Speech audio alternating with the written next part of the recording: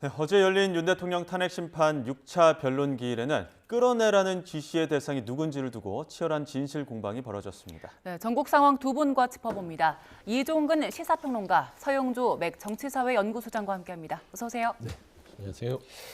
일단 8시간 만에 6차 변론 어제 끝났는데 곽종근 전 사령관의 증언에 가장 큰 관심이 쏠렸습니다. 어떤 이야기들 나왔는지 먼저 곽종근 전 사령관의 이야기 들어보겠습니다. 그때 당시는 우리 본관 안에 작전 요원들이 없었기 때문에 전 당연히 그게 국회의원이라고 생각을 하고 그렇게 이해했습니다. 사람이 인원으로 데리고 나와라가 끄집어내라로 12월 10일부터 이렇게 진술이 바뀐 이유가 뭡니까? 제가 군생활 34년하면서 군생활하면서 국군 통수권이 대통령을 하는데 차마 제가 거기다 그런 말을 제가 그렇게 쓸 수 없었습니다. 그래서 제가 그 용어를 다 순화해서 썼습니다. 부수고를 그냥 열고라고 했고 끌어내라라는 것을 제가 그냥 데리고 나와라 이렇게. 인원이라 그랬어요? 그렇습니다. 들은 얘기가?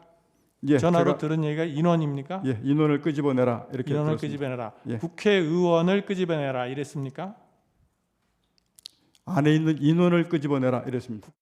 아직 의결 정족수가 채워지지 않은 것 같다. 예. 빨리 국회 문을 부수고 들어가서 안에 있는 인원들을 밖으로 끄집어내라. 인원이라고 얘기했다고 하는데 저는 그냥 사람이라는 이런 표현을 놔두고 또 의원이면 의원이지 인원이라는 말을 저는 써본 적이 없습니다. 보고를 좀 받다가 우리 사령관은 지금 어디 있습니까? 하니까 저는 지금 지휘통제실, 지통실에 있습니다 해서 그러면 화상으로 보는 거군요 하고 수고하라고 저는 전화를 바로 끊었습니다.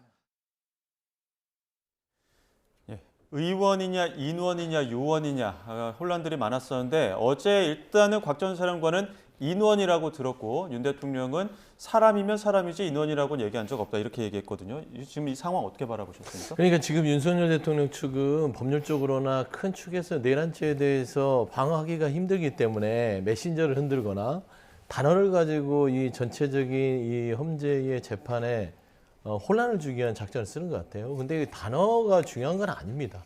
인원이냐, 의원이냐, 요원이냐. 그 앞에 목적어가 중요한 거 아니겠어요? 의결 정족수가 채워지지 않으니 의원이냐, 요원이냐, 인원이냐. 뭐 의결 정족수를 국회에서 채울 수 있는 사람이 누가 있어요? 대한민국은 국회의원밖에 없습니다. 그러니까 그게 인원이어도 국회의원이고 요원일 수는 없는 거고. 그러면 군부대가 그 본청을 유리창을 깨고 들어가서 의결 종족수를 채우려고 들어간 겁니까? 그분들이 앉아서 뭐 의결 종족수를 채울 수 있어요? 그 사람들을 끌어내라고 했을까요? 그러니까 상식에 맞지 않고 다만 인원이냐 아니냐 하면서 곽종근 이 사령관에 대한 메신저를 흔들겠다. 당신 기억이 맞지 않아. 완전한 기억 아니잖아. 그런데 내가 언제 끌어내라고 해서 이거를 하려고 하는데 전체적으로 내란죄라는 건 몇몇의 수장들이 하는 게 아닙니다.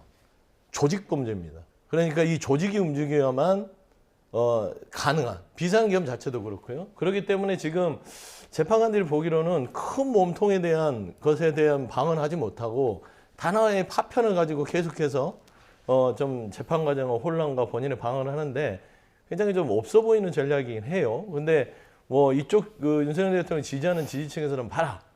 인원인지 의원인지 헷갈린 거 보니까 곽종근 사령관 말이 틀리다.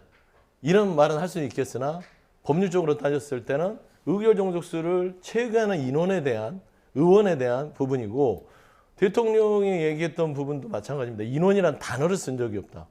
많이 썼더라고요. 한겨레 보도를 보니까 저기 누구였죠? 김영현 전 장관과의 이 질답관에서도 인원이라는 얘기를 썼고 뭐 한 이틀도 지나면 드러날 거짓말을 또 하고 있으시니까 참 답답할 노릇이다. 좀 그런 평가를 좀 내리겠습니다. 예, 그 곽 전 사령관이 했던 문장을 보면은 아직 의결 정족수가 안 채워진 것 같다. 빨리 국회 문을 부수고 들어가서 안에 있는 인원들을 밖으로 끌어내라, 끄집어내라 였습니다. 서 소장님 말씀하신 것처럼 그 앞에 있는 그 설명들을 보면 이게 인원이라고 판단을 할까요? 아니면 의원이라고 판단을 할까요? 요원이라고 판단할까요? 헌재 소장들이.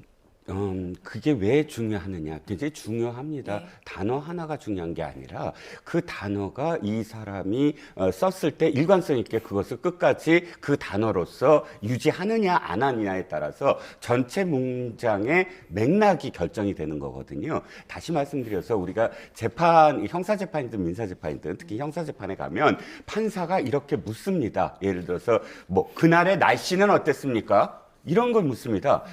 지금 김용 재판 있죠? 김용 씨 재판이 끝났잖아요. 나왔습니다. 근데 김용 씨 재판에서 뭐가 중요한지 아세요? 사무실에 오후 6시에 햇빛이 있었냐 없었냐를 갖고 다퉜습니다. 그게 왜요? 그 당시에 증언을 할 때, 이게 햇빛이 이 사무실에 비쳤습니다. 라는 말의 여부가 전체 이 사람의 말의 신빙성을 따지는 거거든요. 다시 말씀드려서 어저께 인원 요원 이게 중요한 게 아니라 지금 이 곽종근 사령관이 어제 내내 무엇을 지금 헌법재판관으로부터 지적을 받았습니까? 일관성이 없다라는 겁니다. 일관성이 없는 것만이 아니라 자신의 그러니까 그 정영식 재판관이 계속 이렇게 얘기해요. 어느 판사나 이야기하는 게 증언이란 내가 누구로부터 들은 것을 그대로 얘기하는 것이다. 내가 판단하고 그리고 내가 예를 들어서 생각하고 해서 말하는 것이 중요한 게 아니다. 라고 계속 지적을 합니다. 그런 이왜 지적을 하냐면 내가 누구한테 들은 이야기를 그대로 이야기해야지만 그 상태에서 그것을 판단해야 되는데 예를 들자면 제가 사과를 먹었는데 화장실에 가서 변이 나왔다라고 칩시다. 그러면 중요한 건 사과였느냐가 중요한 거예요. 내가 그것을 먹어서 침이 붙고 그다음에 소화기관에 소화액이 붙고 해서 나중에 변이 나왔다. 그 변이 사과가 될 수는 없는 거거든요. 그러니까 자꾸 어저께 계속 그 인원 요원 문제만이 아니라 다른 문제 끌어내라는 표현도 그렇고 그 많은 문제들 또 150명을 누구한테 들었냐 문제도 그렇고 그 문제들이 결국은 150명 어떻게 됐습니까? 곽종근 사령관이 지금까지 유튜브에 나오거나 혹은 국회에서의 증언에서는 대통령으로부터 직접 들었다라는 표현들이 다 있었습니다. 끄집어내라, 뭐 문을 부수라, 요원이라고 했다. 처음 요원이라고 했었으니까요. 150명 직접 들었다. 이 많은 발언들이 어저께 거의 다 흔들렸어요. 150명도 나중에 어떻게 됐습니까? 그 정영식 재판관이 계속 물어봤잖아요. 150명을 직접 대통령으로부터 들은 거냐라고 했더니 뭐라고 합니까? 아니 그건 아니고요. 다른 사람이 나한테 그렇게 얘기했다. 내가 150명을 들었다라고 다른 사람이 이야기했다. 그래서 생각이 났다. 이렇게 얘기합니다. 정영식 재판관 그걸 지적합니다. 당신이 생각난 거를 얘기하지 마라. 실제로 들은 걸 얘기해라. 그러니까 인원 요원이 무슨 문제가 있어서 요원이면은 국회의원이 아니고 인원이면 국회의원이 아니구를 따지는 게 아니라 곽종근 사령관이 지금까지 했던 말들이 신뢰성을 가질 수 있느냐 거기에 대해서 지금 집요하게 그 과정을 물어봤는데 굉장히 많이 흔들리고 있다라는 겁니다. 여기서 이야기하고 저기서 이야기하고 그렇기 때문에 얼만큼 신뢰도를 가질 수 있느냐 대통령으로부터 직접 들은 이야기들에 대한 신뢰성에 대한 문제라고 지금 지적을 받은 거죠. 윤 대통령이 직접 반박한 내용들도 있습니다. 150명 관련된 이야기였었는데 20명도 안 되는 인원이 150명 끌고 나올 수 있겠느냐 상식적으로 말이 안 된다 이렇게 얘기를 했거든요. 그러니까 이제 계산을 잘못하시는 거죠. 윤석열 대통령은 최소한 본청에 들어간 인원들을 줄이고 싶어요.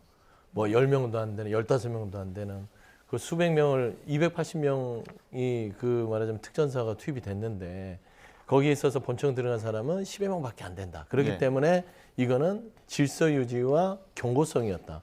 그러니까 이 자체가 헌법재판관들이나 우리가 헌법과 법률에서 준하는 기준에서는 허용될 수 없는 기준입니다. 무장한 군인이 5명이 들어가도 이 자체는 국회의 침탈해 그리고 봉쇄 이런 것들에 준하기 때문에 자꾸 이런 부분을 가지고 승부를 걸려고 하는 것인데 저는 이 부분에 대해서는 현재 재판관들이 다 판단하고 있는 것 같고 어제 이제 정영식 재판관은 곽종근 사령관에 대한 기억에 대해서 왜 오락가락하느냐 저는 이 부분도 지적할 만하다고 봐요. 그런데 곽종근 전 사령관의 기억은 완벽하진 않습니다. 어떤 녹취가 있었던 것도 아니고 비아폰이 녹음이 안 되는 상황이고 당시에는 그 짧은 10몇 분 동안에 국회를 봉쇄하라는 지시를 받고 국회로 온 건 사실이고 그 안에서 어떻게 하면 그 지시를 이행할 건지 분주하게 작전을 수행하다 보면 당연히 그 부분에 대해서 기억이 헷갈릴 수밖에 없는 거 아니겠어요? 저는 150명의 부분도 틀림없이 곽종근 전 사령관이 대통령한테 들은 게 아니라 김용현 전 장관한테 들은 걸로 안다. 예. 그런데 단지 기억이 조금 일목요연하게 정리가 안 돼서 다시 정리해서 얘기한 걸로 안다라고 정정을 했어요. 그런데 윤석열 대통령 측은 계속해서 추궁하듯이 봐, 당신의 기억은 맞지 않아. 그러니까 당신이 말한 건 다 틀려. 라는 것이에요. 그래서 저는 일단은 이런 기억에 대한 아주 이 편린적인 부분에 오차는 있을지언정 큰 축에서 계엄군이 헬기를 착륙시켜서 완전무장한 군인들이 옆에 실탄을 쟁겨놓고 앞에서 60명이 그 국회 보좌진들과 못 들게 하는 뒤치 상황이었잖아요. 근데 잘 보세요. 정말로 국회가 평온하게 의원 정족수를 통해서 이 탄핵이 아니라 그 계엄을 해제하려고 놔뒀다고 하면 들어갈 이유가 뭐가 있어요? 그 안에서 지키는 사람은 그게 잘 되도록 평온을 유지하도록 말하자면은 계엄을 해제하도록 유지하기 위해서 거기 버텼던 사람들입니다. 두면 되잖아요. 근데 왜 들어가요? 본인들이 들어가는 거는 그러면은 그 평온을 깨려고 들어가는 거 아닙니까? 그럼 이거 객관적으로 다 끝난 얘기예요. 단지 뭐 인원이네 요원이네 이런 말장난을 가지고 헌재의 어떤 재판 과정을 흐리는 것들이 국민들이 정말 스트레스가 극에 달할 것 같다는 생각을 좀 하게 됐습니다. 네, 어제 그 재판관들도 진술이 이제 바뀌는 것들, 용어 혼란을 겪는 것들에 대해서 지적을 하기도 했지만 그 안에 있는 국회 안에 있는 인원이든 요원이든 뭐 의원이든 끌어내라고 한 사실은 있었다는 거잖아요. 네네. 그 주장을 하고 있는 거잖아요. 네. 그럼 그 주장에 대한 판단은 어떨까요? 지금 말씀하신 거 그러니까 끌어내라는 그 행위에 대한 본질은 똑같다. 예. 그 재판관들도 그 판단하지 않았을까라는 그 요지의 질문인 것 같고 저도 그 점에 대해서는 동의합니다. 당연히 군인들이 지금 들어갔다면 질서냐 아니면 뭐 그 진짜 체포냐의 어떤 차이는 굉장히 극명하거든요. 그 부분은 어쨌든 뭐 크게 변하지 않는다는 생각은 저도 갖고 있습니다만 그럼에도 불구하고 다시 돌아보죠. 인원 요원이 왜 중요하느냐. 어저께가 전 분수령이었어요. 굉장히 큰 분수령이었는데 그 해당되는 사람이 두 사람. 지금 곽종근 그다음에 홍장원 1차장, 예. 곽종근 예. 사령관과 홍장원 1차장 이 두 사람의 증언들 그러니까 지금 헌재에서의 증언 이전에 엄청나게 많은 그런 매체 또는 뭐 언론 또는 박선원 의원의 유튜브 뭐 이런 곳에서 했던 발언들이 굉장히 어떤 영향을 미쳤냐면 탄핵 소추에 영향을 미쳤거든요. 실제로 탄핵 발의하고 뭐 하는 데 있어서 곽종근 물론 여인영, 이진우 사령관들의 이야기도 상당히 그 핵심적인 어떤 이유가 됐지만 특히나 곽종근 사령관이 문을 부수고 뭐 이런 표현들 이런 네. 표현들이 직접적으로 그때 당시 의원들한테 어떤 영향을 줬느냐 와 국회의원들을 직접 체포해갖고 검거해갖고 방첩사령부의 뭐 벙커에 구금하려고 했다라는 당시의 인상을 완전히 심어줬거든요. 그런데 지금 흔들리고 있는 부분들이 바로 또 나중에 또 설명을 드리겠지만 여인영 사령관 같은 경우도 방첩사령부에 구금할 계획이 없었다라든지 이런 식의 증언들이 계속 있음으로써 당시 탄핵 소추 발의하고 했었던 당시의 그 공포감이 네. 상당히 공포감의 원인이 흔들리고 있다. 도리어 이런 것들을 그러니까 도리어 이렇게 어떤 뭐 오염 그러니까 정치적인 어떤 의도가 여기에 개입이 돼서 탄핵 소추를 이끌어내기 위한 발언들 아니었겠느냐 그런 용도로 쓰이지 아니었겠느냐라는 그런 의심이 그래서 나오는 거죠. 예, 그 어제 또 정영식 재판관은 그 곽종근 전 사령관의 증언과 관련해서 증언이 좀 혼재돼 있다. 법률가들은 이 말이 움직이는 것에 따라서 신빙성을 판단한다 이렇게 지적을 하기도 했었는데 네. 어제 그 증언이 좀 번복되는 과정 헌법재판관들은 어떻게 판단했을까요? 저는 김용두 재판관도 질문을 이어갔죠. 옆에서. 그러니까 이 전화 통화를 한 뒤에 지금 곽종근 사령관이 여러 가지 테이저건 사용도 무기 사용에 대해서 고민하는 이유가 예. 결국엔 대통령과의 통화 이후에 아니었다면 그런 생각을 했겠느냐라는 것이죠. 그러니까 곽종근 사령관이 현장에서 작전을 수행하는 사람 아닙니다. 그 밑에 김현태 특임단장 이하, 예. 뭐 수방사 경비단장도 가 있었고요. 그러니까 그 화상회의를 윤석열 대통령이 김영현 장관 등과 하면서 틀어놓은 상황에서 그 음성 녹취가 다 동시에 스피커폰으로 다 연결이 돼서 지시가 갔던 거 아닙니까? 그렇기 때문에 지금 곽정근 사령관이 지금 증언하는 부분들은 본인 혼자 주장하는 바라고 보기는 쉽지 않아요. 예를 들면 뭐 수방사의 경비단장뿐만 아니라 김현태 특임단장 자체도 작전을 수행하면서 실무했기 때문에 대령급이기 때문에 그런 화상회의의 스피커폰에 대한 지시사항은 몰랐을지언정 본인들이 지금 현재 국회에 들어가서 뭔가 봉쇄하라는 지시를 받았다는 거 아니겠어요?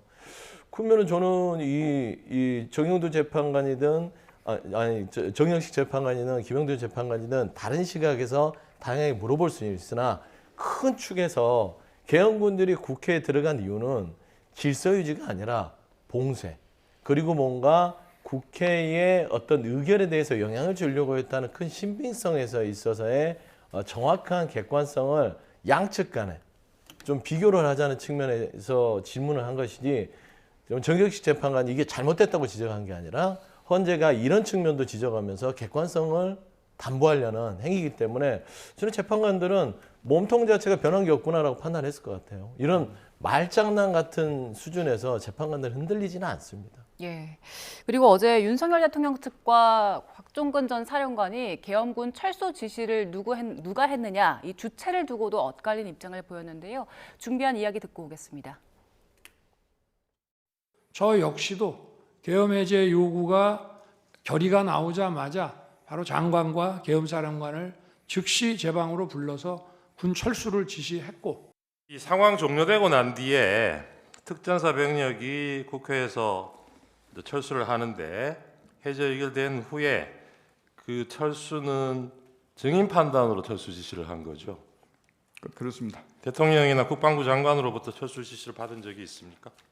철수 지시는 받지 않았고 김용현 전 장관이 비화폰 통화하면서 저한테 어떻게 하냐라고 전 장관이 물어봐서 제가 국회하고 선관위 세 군데 민주당사 여론조사권 임무 중지하고 철수하겠습니다라고 말씀을 드리고 나서 그 다음 철수지 이런 것도 이루어졌습니다. 네. 윤석열 대통령은 지난 4차 변론 때 그 계엄 해제 요구 결의가 나오자마자 곧바로 김용현 전 장관 그리고 박안수 계엄 사령관 불러서 철수를 지시했다라고 주장을 했었고 곽 전 사령관은 지난 2차 청문회 때도 그랬고요. 어제도 그랬고 철수 지시는 없었고 내가 판단해서 했다라고 주장을 하고 있거든요. 자, 좀 전에 동영상을 보시면 알겠지만 두 부분으로 좀 나눠져요. 대통령이 한 발언과 곽 사령관이 한 발언입니다. 대통령이 한 발언은 어떤 내용이죠? 곽 전 사령관에게 지시를 내렸다는 내용은 없어요.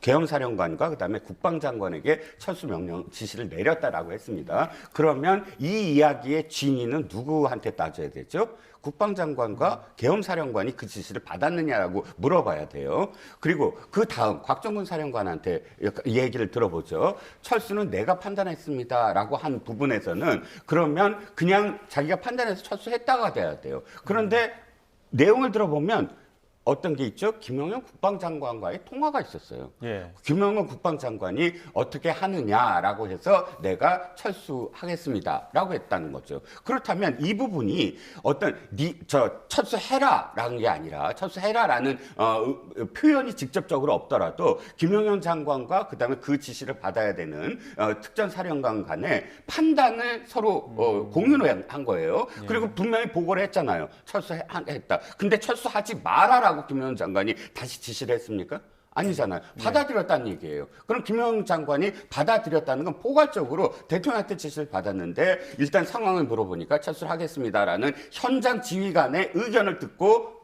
받아들였다. 그러면 지시를 내리지 않았다라고 이야기할 수 있을까요? 이게 지시가 없었고 단순히 모든 그러니까 국방장관이나 계엄사령관이나 대통령한테 아무 보고도 없이 내가 그냥 철수해서 다 돌려 나왔다라고 우리가 이해할 수 있을까요? 그렇지 않다는 거죠. 분명히 국방장관과의 통화에서 현장 상황을 의견을 서로 교환을 하고 의견을 구하고 의견을 냈고 그 의견을 받아들였고 그렇기 때문에 철수가 이루어졌다면 지금 국방장관 입장에서 어쨌든 철수 지시는 받았는데 현장 상황부터 물어봐야 될 거 아니에요. 현장 상황 물어봤고 현장에서 철수하겠습니다라는 의견을 얘기했으므로 지시도 받았기 때문에 그대로 받아들였다. 한다면 대통령이 지시를 안 내렸다라는 증거가 있나요? 예. 그렇지 않다는 거죠. 이 지시라고 한다면 이제 상명하복의 관계가 있기 때문에 윤 대통령이 지시를 받아서 아래 지금 현장 지휘관들에게 지시가 그대로 가야 되는데 의견을 물어본 부분에 대해서 좀 지적을 하는 것 같거든요.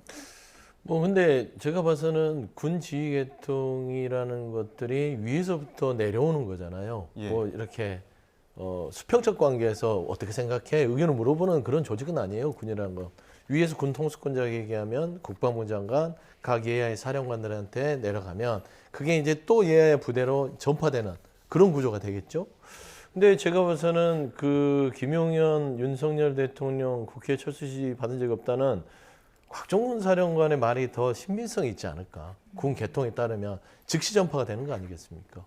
그런데 그날 생각하면 4일날 1시 3분 정도에 국회에서 비상계엄 해제의 의결이 됐고요. 그러고 나서 군이 이제 동요가 된 거죠. 의결이 됐네. 라는 것이에요. 그리고 나서 검찰의 공소장에 따르면 윤석열 대통령은 그 계엄 해제, 국회 계엄 해제 이후에도 이진우 수방사령관에게 전화를 해서 아직 의결이 안 된 것 같으니까 빨리 끌어내라. 2차, 3차 계엄하면 되니까 일단은 계엄 해제가 됐음에도 불구하고 그런 행위를 했고 우리가 기억해 보십시오. 그날 이상했어요. 국회에서 방망이를 두드려서 계엄 해제가 됐는데 대통령이 이게 계엄 해제가 되려면 국무회의를 열고 나서 공표를 해야 됩니다. 해제됐다고. 그게 새벽 4시에 해제랍니다. 그 시간이 2시간 반에서 3시간 가까이 되는데 이거 뭐지? 불안했어요. 이거 그냥 무시하고 뭐 군을 투입하는 거 아니야? 이 시간에 대한 진실도 곧 밝혀질 거라고 봅니다. 검찰 조사에서. 근데 정확하게 따지면 우리는 지금 원칙을 잊어먹고 지금 계속해서 증언들의 조각의 파편들에 대해서 논평을 하는데 원래 비상계엄 어떻게 되느냐 원칙은 비상계엄을 선포하고 그거는 헌법의 시적 요건이 맞았을 경우에요. 그리고 나서 국회에 통보를 합니다. 우리가 비상계엄을 이런 이유로 합니다. 그러면 국회에서 빨리 즉시 국회가 열리지 않으면 국회의원들을 소집해서 이거에 대해서 판단해 주십시오. 그래서 국회의원들이 오게끔 평온한 어떤 국회의 질서 유지만 하면 되는 거예요. 근데 지금 뭐였죠? 지금 통보도 안 했죠. 지금 의결을 해야 되는데 군을 투입해서 혼란을 초래한 게 안에 있는 국회에 있는 보좌진들과 국회 사무처 직원입니까? 헬기를 띄워서 군을 투입한 윤석열 대통령 측의 어떤 비상계엄군입니까? 이건 너무나 자명하잖아요. 그렇기 때문에 저는 철수 지시 부분 자체도 지금 헌재에서 이 상황만 모면하라는 공세가 변명이고요. 나중에 검찰 수사 더불어서 조사를 하게 되면 1시 3분 비상계엄 해제 이후에 윤석열 대통령이 했던 계속해서 계엄을 유지하려고 했던 행위들이 밝혀지면 저건 또 물거품자는 거짓말로 드러날 사안이다. 저는 그렇게 좀 판단하고 있습니다. 예. 그리고 어제 윤석열 대통령은 그 홍정원 전 국정원 1차장 그리고 곽종건 전 사령관 때문에 탄핵 공작이 시작됐다 이런 언급을 하기도 했거든요. 윤석열 대통령의 말을 직접 들어보겠습니다. 151명이든 152명이든 다 끄잡아내야만 회의를 막을 수 있는 것인데 그런 상황을 충분히 아는 사령관 입장에서 만약에 전하 장관이 의원을 끄집어내라는 취지의 얘기를 했다면 그냥 즉각 이거는 지금 현재 상황이 이렇기 때문에 우리 병력으로는 불가능합니다라고 얘기하는 게 상식이지 그거를 묵묵부답을 해놓고 그저께 상황과 오늘 상황을 보니까 12월 6일 바로 이 홍장원의 공작과 12월 6일 우리 특전사령관의 김병주 TV 출연부터 바로 이 내란 프레임과 탄핵 공작이 저는 시작된 거로 보여지고요.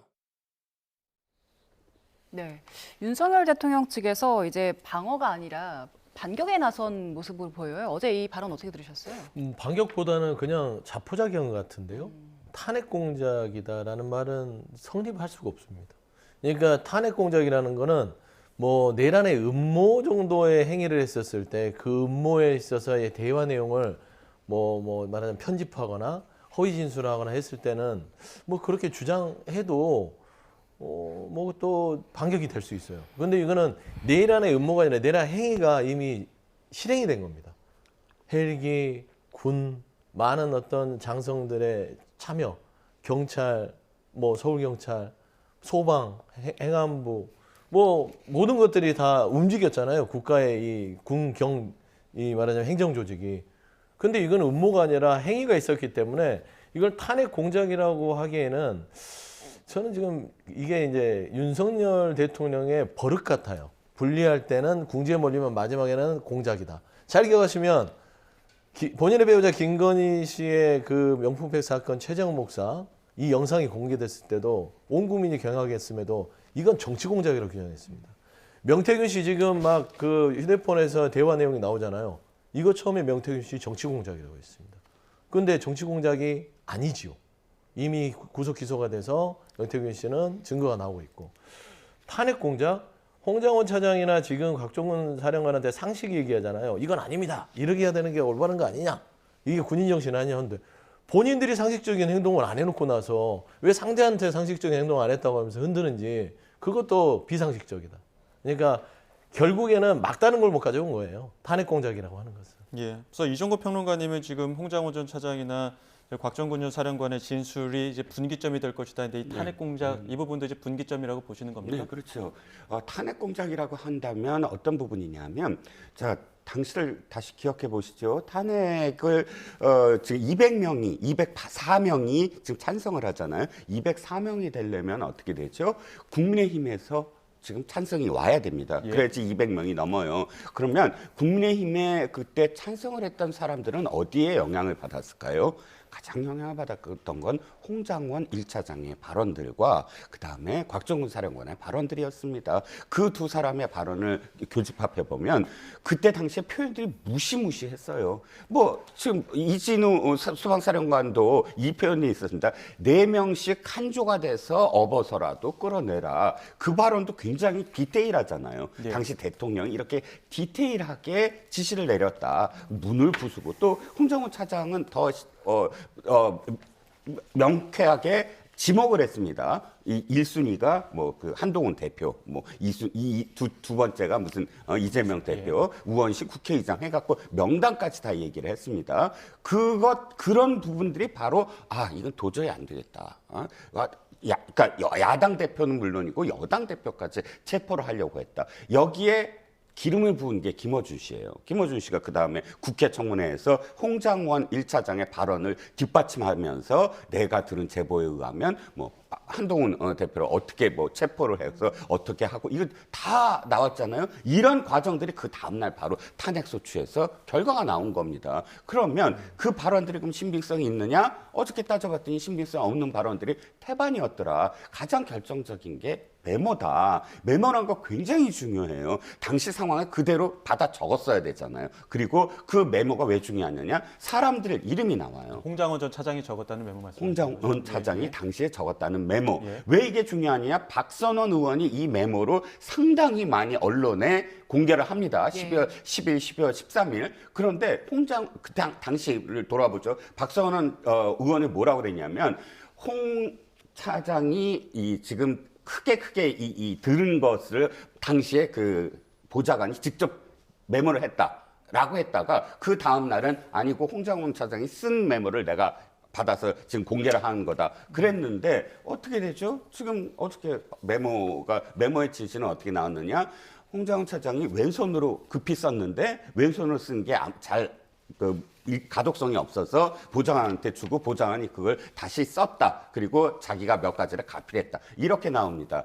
증거로서요. 두 분 다 기자시니까 아시겠지만 자신이 직접 쓴 것과 그것을 보고 베꼈다라고 한다면 그 메모가 증거로 채택이 가능할까요? 왜? 그 다음 상황에서는 받아 적은 것이 아니라 생각이라든지 판단이라든지 아까 제가 말씀드렸지만 사과 자체가 아니라 뭐 여러 가지 소화액이라든지 내가 생각, 사고, 판단이 다 개입돼서 쓸 수가 있는 거거든요. 그걸 믿을 수가 있을까요? 그런데 그 내용들로 인해서 탄핵까지 가게 됐다라는 지금 대통령의 판단 내지는 대통령 변호인단 측의 주장이거든요. 상당 부분 저는 무조건 이것이 옳다, 무엇이 그르다가 아니라 상당 부분 어저께 나타난 바에 의하면 메모나 증언들이 흔들리고 있기 때문에 홍장원 1차장이 어떤 공작에 가담한 게 아니냐라는 의혹을 받을 수밖에 없다는 겁니다. 네, 이렇게 그 홍장원 전 1차장의 메모라든지 아니면 곽 전 사령관의 그 조금씩 바뀌는 진술이라든지 이런 부분들 그럼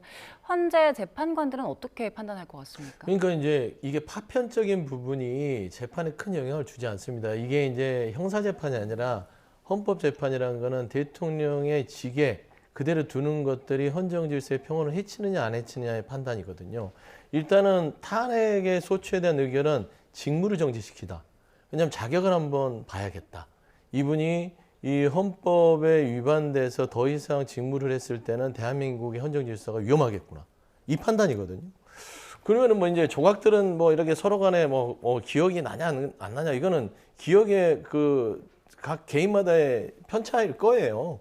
근데 그거를 가지고 나서 아예 없는 사실을 만들었다면 영향을 미칠 수 있으나 홍장원 1차장 같은 경우도 국정원에서 30년 넘게 근무했고 블랙용원에다가 심지어 메모라는 것들이 잘 보세요. 14명이냐 16명이냐 이런 거 갖고 윤석열 대통령이 따지기 시작하는데 그러면은 방첩사령관이 뭔가 체포조라는 어떤 메시지를 던졌기 때문에 그 명단이 한 명이든 두 명이든 간에 나왔을 거 아닙니까?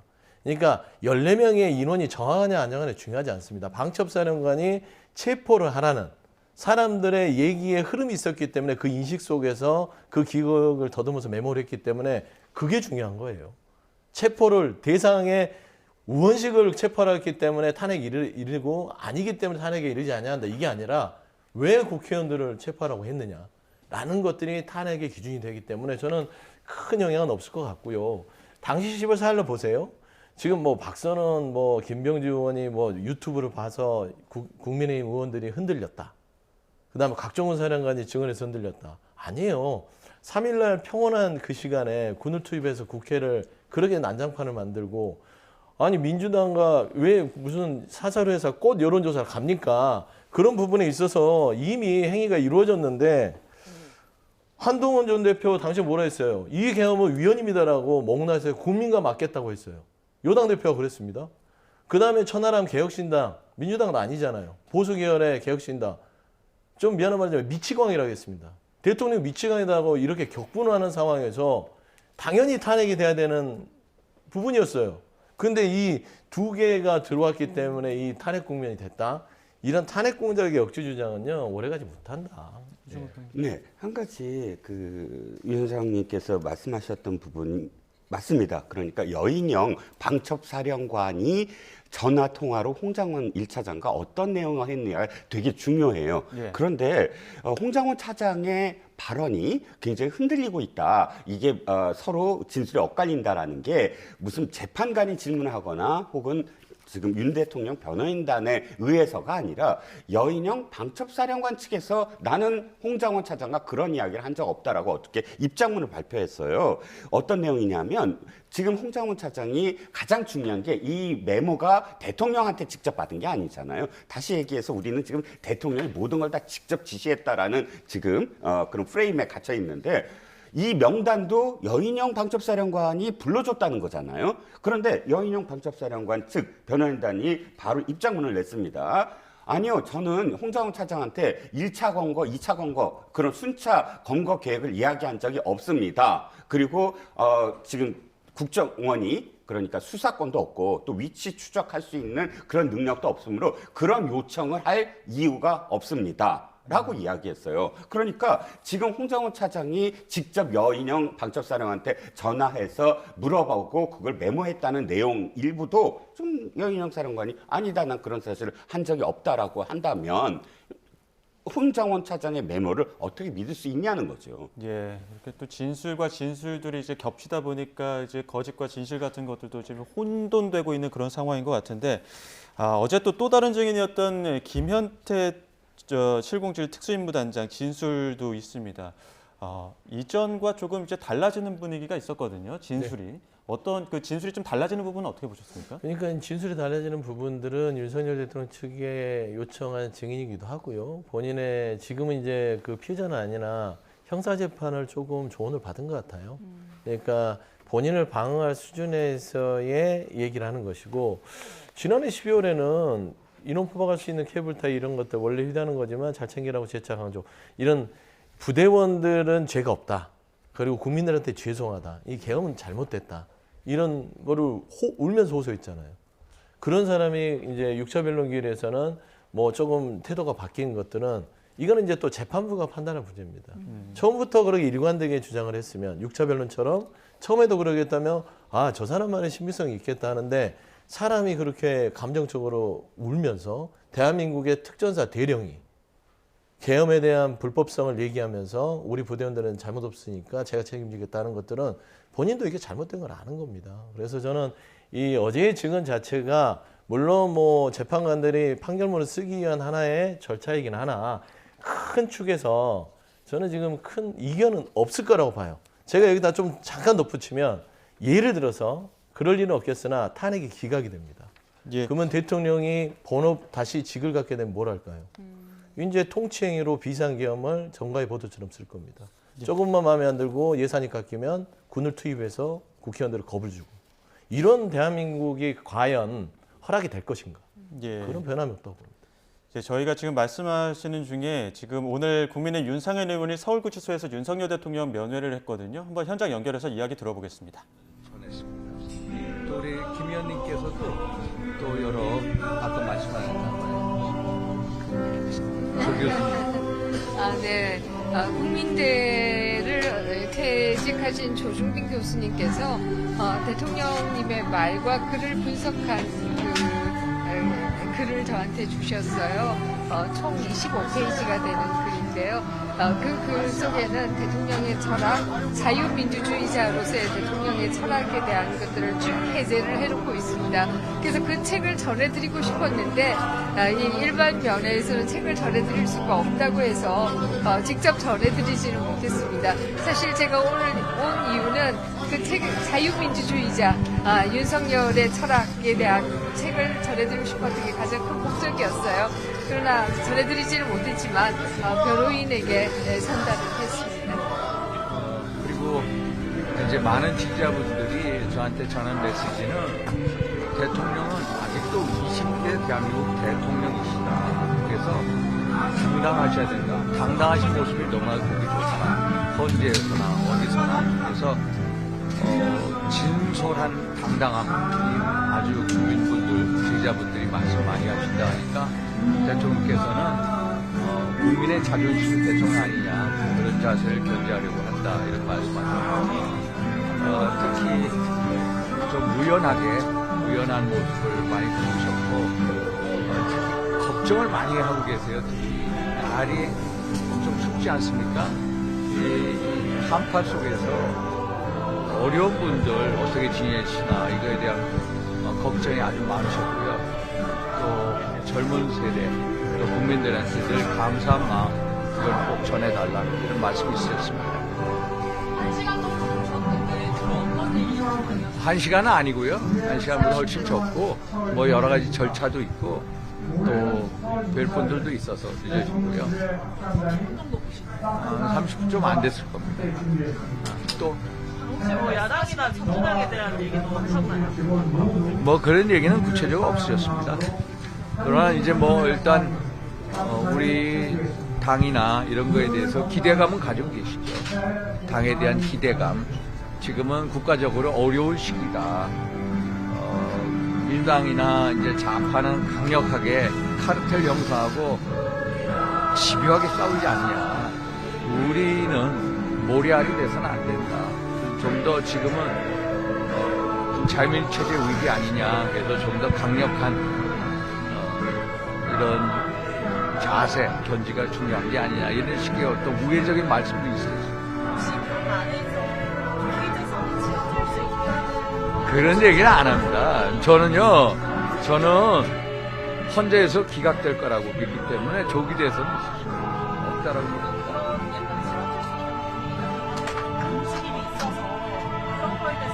그런 거에 대해서 그런 건 안 가지고 계세요. 그것은 다 하늘이 결정하는 거다라는 기본적인 자세를 가지고 계세요. 그래서 뭐 조기 대선을 한다 뭐 한다 그런 거에 대해서 직접 말씀하신 건 없습니다. 네? 또 우리 대통령 왜 계시고요? 저는 크게 말씀 많이 안 드렸고요. 윤상현 의원께서 미국 다녀오신 얘기, 미국 조야의 분위기 이런 말씀들 많이 올렸고 대통령께서는 국민에 대한 걱정, 특히 이제 지금은 날씨가 조금 따뜻해졌습니다만 며칠간 굉장히 추웠잖아요. 그래서 그 추위에 대한 걱정, 이런 걱정의 말씀 주셨고요. 그런 말씀과 다르게 내려오면서 드는 생각은 도대체 대통령님은 왜 여기에 계시는가 하는 생각을 할 수밖에 없었습니다. 뭐 기자 여러분들께서도 이미 헌재의 재판 과정을 잘 지켜보셨을 것이고요. 그동안에 내란이라고 그렇게 난리를 쳤지만 결과적으로 나오는 것은 아무도 없다라고 하는 게 지금까지 헌재 재판의 요약이 아닌가 이런 생각을 하게 되고요. 도대체 국회는 무엇 때문에 내란이라고 그렇게 난리를 쳤던가 하는 생각을 할 수밖에 없고 당장 저는 헌재가 기각을 해야 된다 이런 생각을 합니다. 나아가서 대통령님이 여기 계시는 게 굉장히 가슴 아프지만 그러나 또 다른 한편에 있어서는 우리의 사법제도가 얼마나 잘못되고 있는가라고 하는 걸 보여주는 것이 아닌가 이런 생각을 합니다. 국회의 문제점은 사실 국민들이 많이 알고 있었지만 사법 시스템의 문제는 잘 모르고 있었어요. 근데 지금은 그것이 백일하에 드러난 것이 아닌가 이런 생각을 하게 됩니다. 그야말로 공수처는 수사권도 없으면서 수사를 한다라고 했고 수사권이 없다는 것은 영장을 칠 권리도 없다는 얘기인데 그것도 영장 쇼핑을 통해서 영장을 쳤고 그렇게 해서 결과적으로 대통령을 당하게 하는 이런 일이 발생했습니다. 이것은 정말 우리 사법제도가 대통령도 이렇게 하루아침에 이유도 없이 이렇게 당하는데 일반 국민들은 얼마나 억울한 일을 많이 당할까 정말 그런 생각을 할 수밖에 없고요. 결국 우리 사법 시스템에 정말 대대적인 개편이 있어야 된다라는 생각을 하게 됩니다.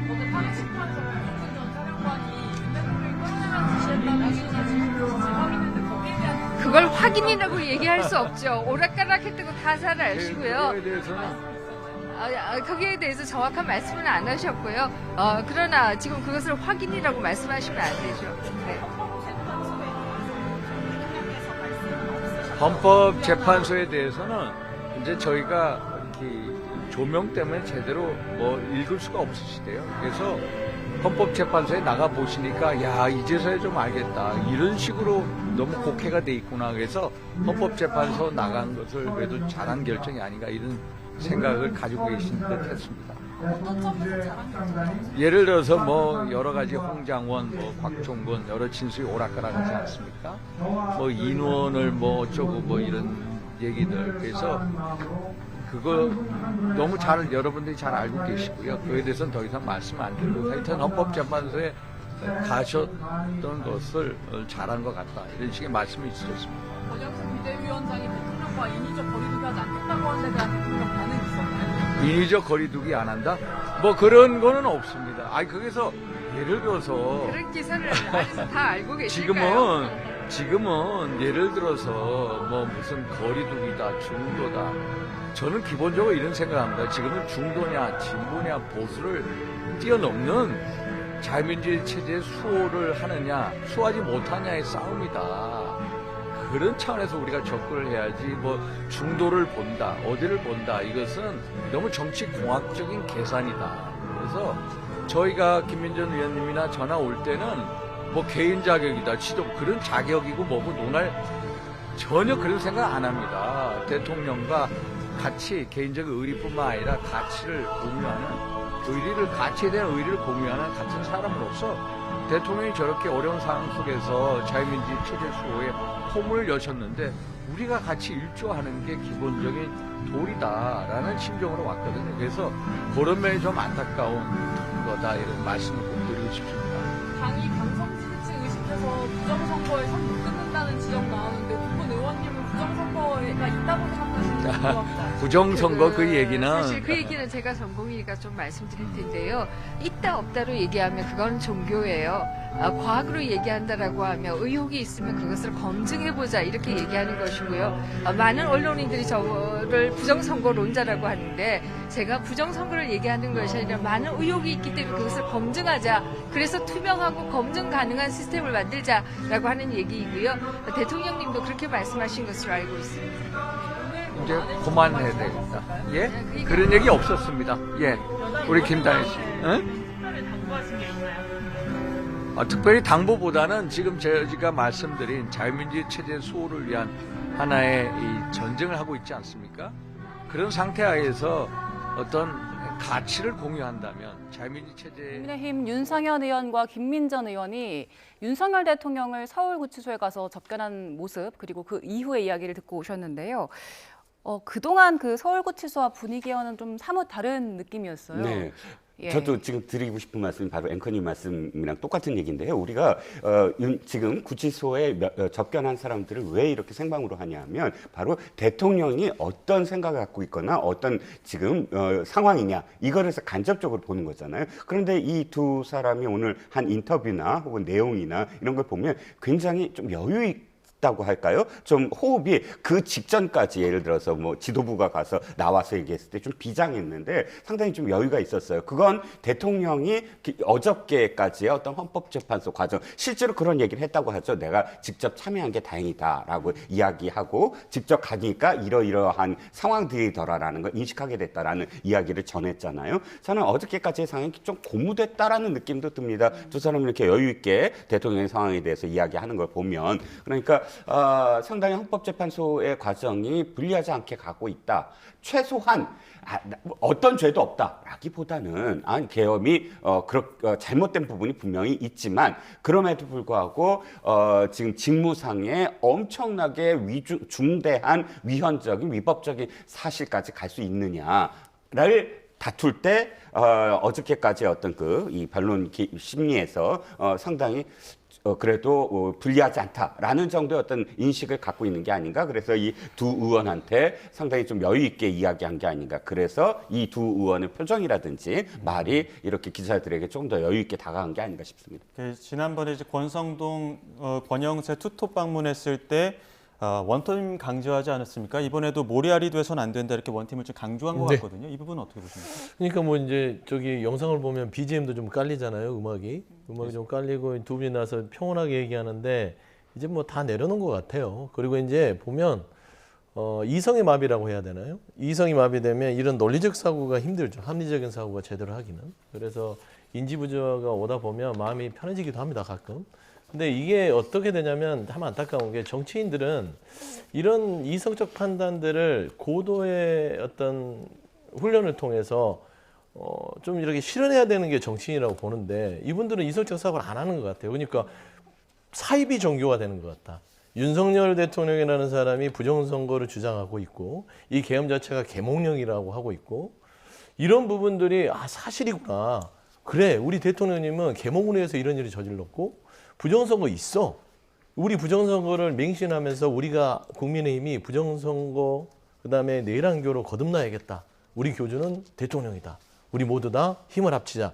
저는 이런 소리밖에 잘 안 들려요. 근데 제가 앞서도 늘 얘기하지만 생각해 보세요. 박근혜 전 대통령 탄핵 때 그분이 3자의 뇌물죄로 돼서 경제공동처럼 묶여서 탄핵에 이르게 됐을 때 예를 들어 그가 탄핵에 이르지 않고 돌아왔을 때 대한민국의 헌정 질서가 뭐 그렇게 어지러웠을까요? 잘못을 반성하고 최은순 같은 사람 안 쓰면 되잖아요. 근데 그조차도 헌재는 허락하지 않았습니다. 그때는 보수 출신들의 재판관이 많았죠. 근데 윤석열 대통령 보세요. 탄핵 부분들이 계몽령이에요. 그리고 비상계엄 자체가 통치행위예요. 이 정도는 할 수 있지. 헌재가 돌려보내요. 그러면 대통령이 이 비상계엄을 계속해서 막 써요. 군과 경찰을 동원해서 지금과 같은 방식이에요. 유혈 사태는 안 나지만 평온을 깨고 마음에 안 드는 사람은 뭐 포고령을 통해서 뭐 인원을 파악해서 체포조의 명단을 짜고 이런 행위들이 계속 할 우려가 있는 대통령을 돌려보낼까요? 대한민국에 지성 있는 사람들이 그걸 생각해 보십시오. 끔찍하잖아요. 그러면 박근혜 전 대통령과의 그 상황과 비교해서도 이미 윤석열 대통령은 헌재에서는 심정적으로 법률적으로 돌려보냈을 때는 대한민국의 헌정 질서는 깨지는구나 라고 판단하는 게 맞아요. 그래서 저는 6차 변론, 7차, 8차 남아있으나 이런 여러 가지의 좀 어지러운 그 단어들의 복잡계 속에서 저는 그 중심 자체는 절대 헌재가 흔들리지 않을 것 같고 그 부분에 대해서 지금 이 저 두 의원이 면담하고 와서 무슨 자유민주주의 타령하는 거 보면 정말 한심하다. 나라를 이 국정을 걱정하는 분이 이 난리를 만들어 놓고 국정을 걱정한다는 게 정말 좀 끔찍한 느낌이 좀 들어요. 국민의 한 사람으로서. 예, 알겠습니다. 여기까지 듣겠습니다. 지금까지 이종근 시사평론가, 서용주 맥정치사회연구소장 두 분과 함께했습니다. 고맙습니다. 고맙습니다.